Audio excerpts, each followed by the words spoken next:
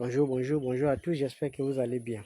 Voyez-vous, vous voyez, à travers le monde, à travers la planète même, les Noirs sont de plus en plus menacés partout. Même au sein du continent, ils sont menacés. Les Noirs sont menacés partout, ils sont détestés partout, dans quasiment tous les pays au monde, ils sont détestés. C'est normal parce que le respect, ça se mérite. Quand tu ne prouves pas que tu es quelqu'un de responsable, c'est normal qu'on ne puisse pas te respecter. Vous voyez, parce que les Noirs, c'est la seule race qui n'a pas de rancœur. C'est la seule race qui n'a pas intégré dans sa tête l'idée de la vengeance. Les Noirs ne connaissent pas ça. Parce que quand vous arrivez en Afrique du Sud, c'est toujours les Blancs qui contrôlent l'économie. Et pourtant, les Noirs, ils ont le pouvoir. Si c'était les Blancs qui étaient dans cette situation-là, je vous ai dit, ils allaient arroser les Noirs le même jour. Ils allaient mettre les mécanismes pour finir avec les Noirs. Mais les Noirs, ils n'ont pas ça. Ce n'est pas dans leur ADN. Tous les Arabes qui chassent les Blancs, je vous rappelle qu'il y a plein de Libanais, Marocains, tous ils sont ici pour le business en Afrique. Ils ne sont pas inquiétés.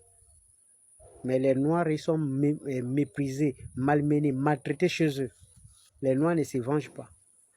Les Blancs qui nous colonisent depuis, ils nous font souffrir tous les jours. Même chez nous en Afrique, ils nous font souffrir. Les Noirs ne se vengent pas.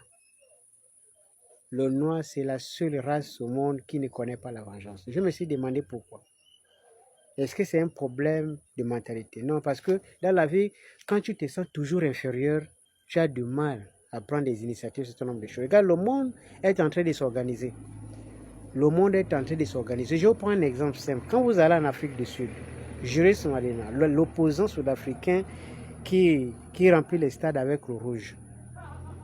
Je vous dis, si ce monsieur arrive au pouvoir et qu'il impose de récupérer le pouvoir économique d'Afrique du Sud détenu aujourd'hui par les colons, je vous avoue, si ce n'est pas lui qui s'est déstabilisé, c'est tout le pays qui va être déstabilisé.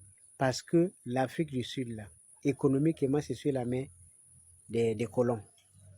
C'est juste la politique qu'ils ont libérée pour éviter les problèmes.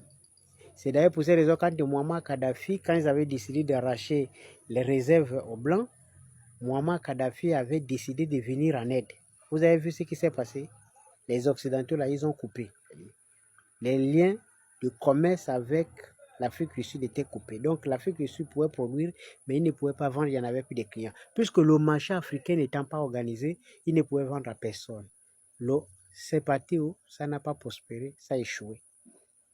Parce que nous-mêmes, entre nous, on ne peut pas s'organiser, on ne peut pas vendre entre nous. Donc, c'est impossible de vivre sans l'Occident. Vous voyez, jusqu'à quel niveau nous sommes des gamins.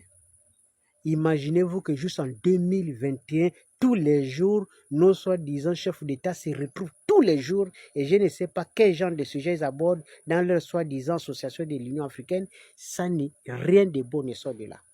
Nous sommes toujours au même niveau, le statu quo. Et c'est le Maroc qui commence à avoir ses propres intérêts partout, qui est en train d'insister pour organiser ce marché-là, pour ses propres intérêts. Ce leadership-là est venu d'un pays noir, du Nigeria et des autres pays. Mais non! Les Noirs, ils n'ont pas intégré ça. Ça, ce n'est pas dans leur mentalité. C'est toujours les autres qui viennent pour nous enseigner quelque chose que nous, on est capable de faire. Et pourtant, quand on demande la fédération, c'est quoi la fédération? Ça ne veut pas dire que l'identité va disparaître. Ça ne veut pas dire qu'en tant que Gabonais, vous n'allez plus exister.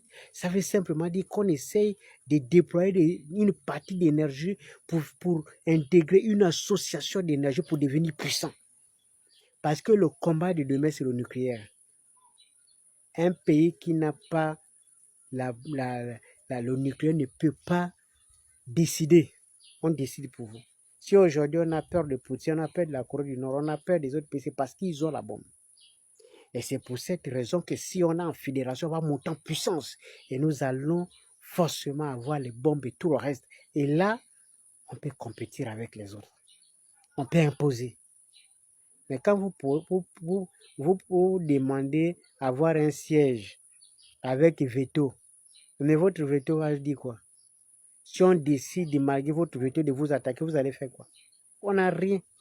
Au lieu de nous préparer sérieusement, de nous mettre ensemble, de de renforcer nos liens, de créer une force unique pour en fait de permettre au continent d'aller de l'avant. Tout ce qu'on a fait, c'est la contradiction entre nous. Oh, le Mali ne sont pas prêts. Oh, il ne fallait pas engager comme ça. Oh, il fallait entendre, les conditions ne sont pas réunies. C'est toujours le même discours. Depuis 1960, on tient le même discours, juste aujourd'hui. Je pense que ce qui nous arrive, on mérite cela. Mais moi, la question qui me vient à l'esprit, c'est de savoir, est-ce que ça touche même nos dirigeants? Quand on chasse les Noirs, par exemple, en Tunisie, est-ce que ça les touche? Est-ce qu'un jour, un gars comme Macky Sall peut se mettre sur sa terrasse et puis prendre un petit café puis réfléchir, dire, mais mon Dieu, quand même, monsieur le président appelle son homologue de Tunisie pour dire, mais qu'est-ce qui se passe là-bas? Non, moi je ne veux plus voir des Noirs. Et pourtant, lui-même, il est noir. Est-ce qu'ils imaginent un seul instant? Est-ce qu'ils essayent de réfléchir? Je ne pense pas. Je ne pense pas que ça les embête. Peut-être qu'ils se disent, bon, écoute, ceux qui sont là-bas ne sont pas mes enfants. Moi, mes enfants, moi, ils sont en Europe, ils sont en Belgique, ils sont aux États-Unis. Bon, c'est une histoire des enfants des pauvres qui partent là-bas pour chercher à aller traverser, pour aller immigrer. Donc, ce n'est pas mon problème. Pauvre Afrique. Quelle misère, quelle souffrance. Comment faire pour sortir de là, Seigneur? Que faire?